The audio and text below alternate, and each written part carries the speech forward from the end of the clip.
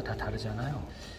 다른 분들의 어떤 그 강의나 그런 것들은 만족스럽지가 않은데 최 목사님 계시록 강의는 아주 선명하게 잘 이해할 수 있는 그런 게 되는 것 같아요. 요한계시록이 굉장히 중요한 책이고 또 성경의 마지막 책이라는 것은 이제 하나님의 계획의 완성이라고 볼 수가 있는데 여러 분들의 또 계시록에 대한 책과 또 많은 설교들을 들어봤는데 분명하게 이해가 잘 안 되고 또 정리가 안 되는 그런 느낌들이 많이 있거든요. 아마 성도님들도 그런 의문점과 그런 답답함이 있으실 텐데 최 목사님의 계시록 강의는 성경적이면서 합리적이고 논리적이면서 계시록을 제대로 이해할 수 있도록 그래서 마태복음이나 계시록이나 다른 예언서들에 나와 있는 말씀들이 서로 이렇게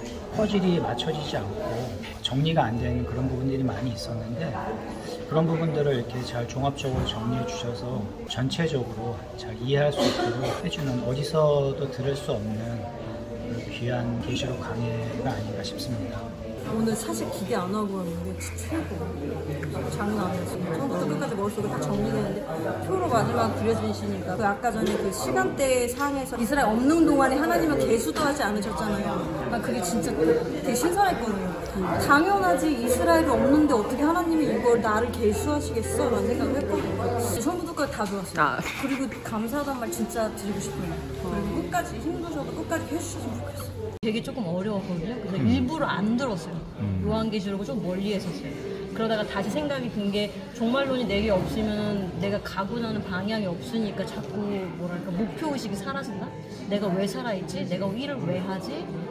신앙생활 왜 하지? 그 목표가 사라지는 것 같더라고요. 그래서 다시 이제 들어야겠다는 생각을 가지고 있던 차에 이제 목사님이 한번 가봐라고 하셨는데 사실 기대 이상이에요. 되게 너무 인이 이렇게 들어온 적이 없었어요, 저한테.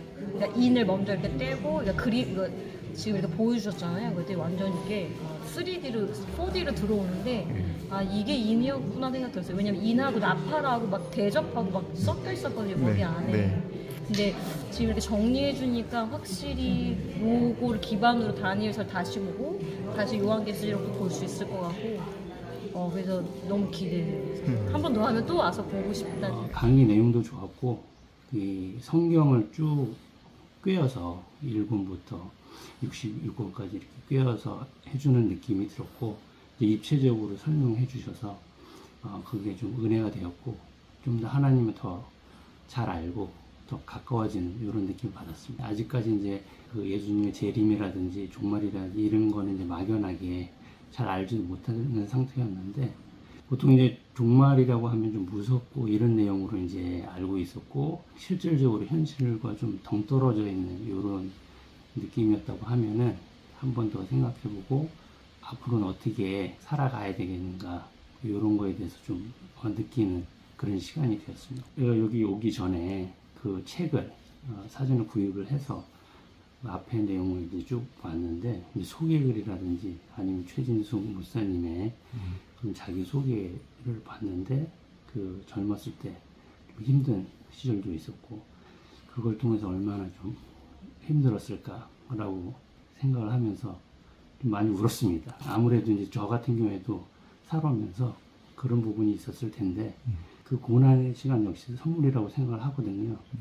그런 마음 자세로 해서 이제 얘기를 듣다 보니까 최진숙 목사님을 통해서 하나님이 저한테 또는 오늘 모인 분들한테 이야기를 해준 거라고 저는 생각을 했습니다. 전에는 이제 그 성경을 읽으면서 아무래도 이제 글로 많이 접하고 이런 부분으로 해서 이제 성장을 해 나갔다고 하면은 이제는 이제 시작과 끝 아직까지는 제대로 알지 못하지만 이제 끝이라는 그런 부분을 명확하게 풀어주셔서 좀 더 이제 쉽게 좀 더 좀 명확하게 접할 수 있을 거라 이렇게 생각을 합니다. 마지막 날이 왔을 때 목에 칼이 들어와도 그거를 믿음으로 흔들리지 않고 붙잡을 수 있는가라는 말씀을 들었을 때 그렇게 되고자 하는 게 저의 바람입니다. 저는 요한계시록에 대해서 많이 알고 싶었어요. 옛날에